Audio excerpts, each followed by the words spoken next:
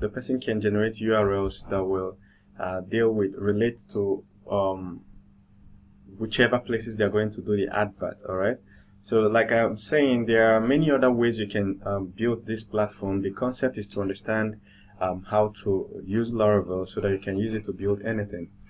So our next challenge will probably be that we should easily when someone visits this, we want to be and signs up using this URL, we want to be able to count on this. Alright, so but this column doesn't exist on our database, so we have to go to a database and add it. We can call it referral count or referral, whatever. So I'll go to my database under ref categories, click structure, and we're gonna add one under user ID after user ID. Like the position doesn't matter, but I just want it to look like that. After user ID, we're going to add referral count, or however you want to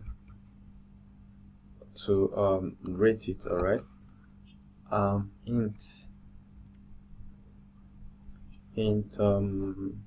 integer, that's 11, and then we can do a null. Mustn't be null. Okay, save.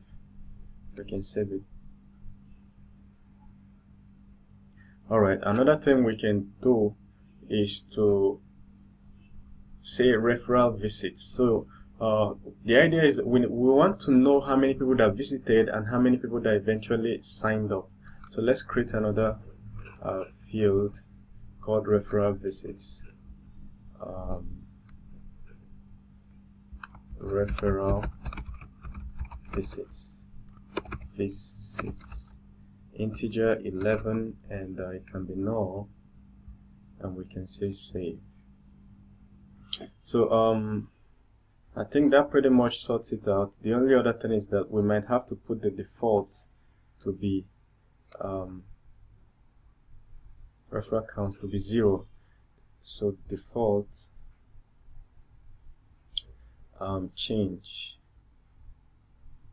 So we'll change the default as defined, and that's 0. So once any record is created, it bears 0 already. So now we have this. We really don't need to come to this table. Look at inside this table. Click on this table. Inside ref categories, you see tables. We really don't need to put 0 here. We just need to echo what we have. If there's nothing there, it will bear 0. So we're gonna come here and say this echo referral count. I think that we have here.